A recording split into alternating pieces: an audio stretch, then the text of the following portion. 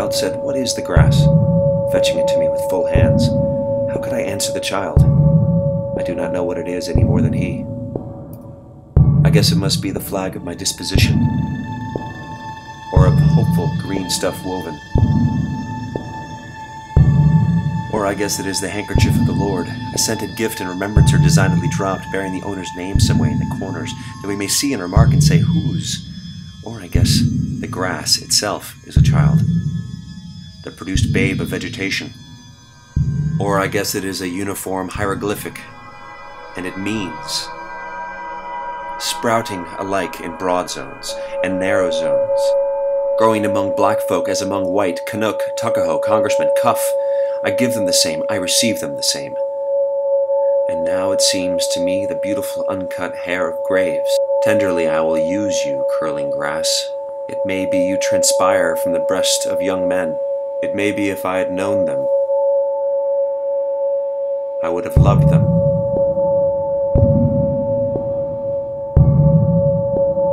It may be you are from old people, or from offspring taken soon out of their mother's laps. And here you are, the mother's laps. This grass is very dark to be from the white heads of mothers, darker than the colorless beards of old men. Dark to come from under the faint red roofs of mouths. Oh, I perceive, after all, so many uttering tongues. And I perceive they do not come from the roofs of mouths for nothing. I wish I could translate the hints about the dead young men and women, and the hints about old men and mothers and the offspring soon taken out of their laps. What do you think has become of the young and old men? And what do you think has become of the women and children?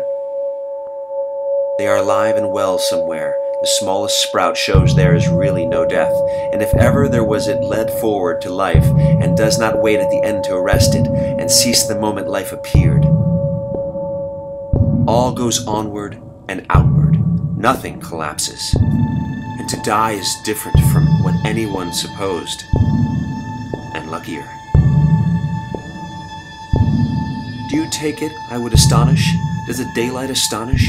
Does the early red start twittering through the woods? Do I astonish more than they?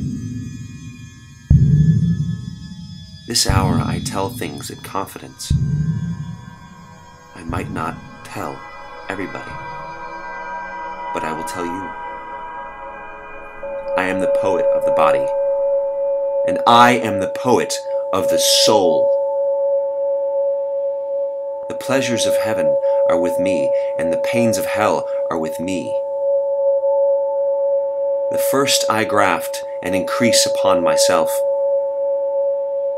The latter I translate into a new tongue. I am the poet of the woman, the same as the man. And I say it is as great to be woman as to be a man. And I say, there is nothing greater than the mother of men. Walt Whitman, a cosmos of Manhattan the sun.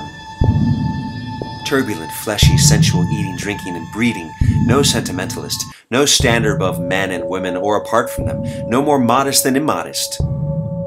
Unscrew the locks from the doors. Unscrew the doors themselves from their jambs. I speak the password primeval. I give the sign of democracy. By God, I will accept nothing which all cannot have their counterpart of on the same terms. I do not press my fingers across my mouth. I keep as delicate around the bowels as around the head and the heart. Copulation is no more rank to me than death is. I believe in the flesh and the appetites. Seeing, hearing, feeling are miracles, and each part and tag of me is a miracle. Divine am I inside and out, and I make holy whatever I touch or am touched from. The scent of these armpits, aroma finer than prayer, this head more than churches, Bibles, and all the creeds.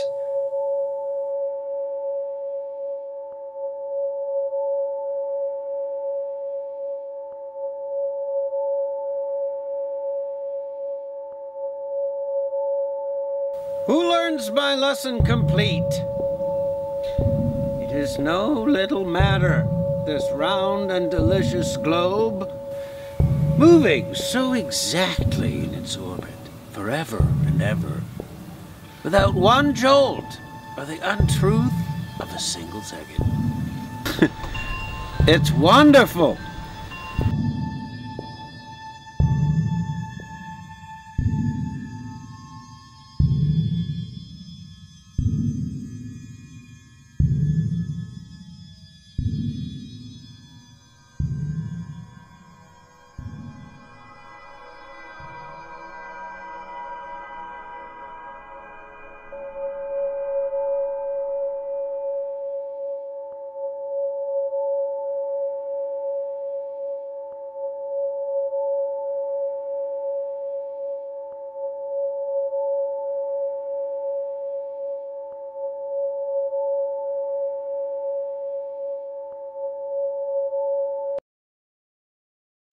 My name is Chris Zeich. I directed this reel and want to thank you for your interest in Walt Whitman, America's Good Gray Poet.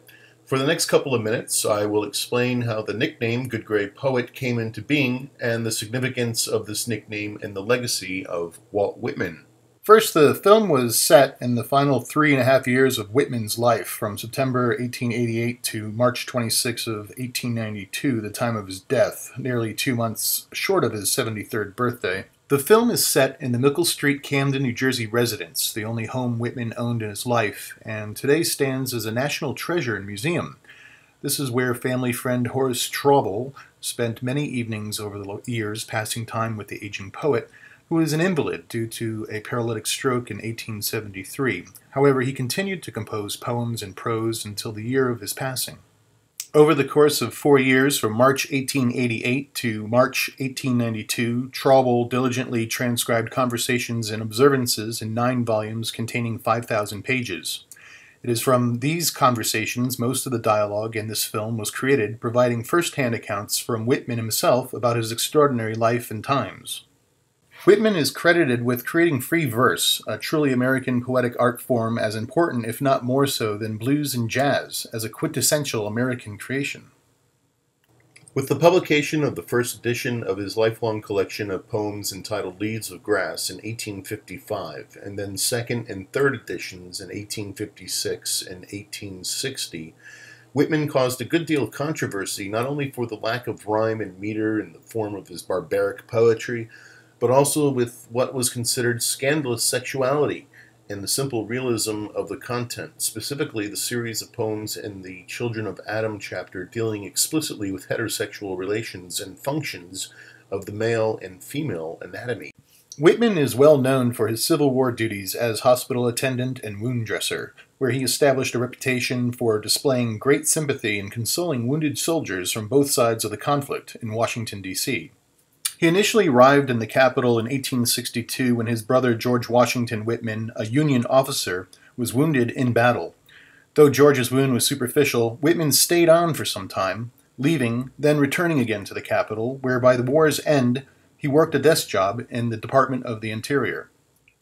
In 1865, he was publishing a collection of poems tracing his attitude toward his wartime experiences called Drum Taps, when President Lincoln was assassinated. Whitman delayed publication of Drum Taps as to include 2 poems dedicated to Lincoln. The first of these poems, O Captain, My Captain, went on to become his most commercially successful poem, while the second poem, When Lilacs Last and the Dooryard Bloomed, is considered to be his masterpiece work of the 1860s. It was then when Whitman was preparing the 4th edition of Leaves of Grass from his Department of Interior desk that the new Secretary of Interior had taken the book and, upon reading the sexually charged content, promptly fired him. This firing was not the first time Whitman had been discharged from a job, but it was the first time resulting from the sexual content of his poetry. A journalist for many years, many in the press were outraged and supported the poet. William O'Connor, an orator and close friend of the poet, wrote a book with Whitman's help supplying information and documents in defense of his character, entitled The Good Gray Poet.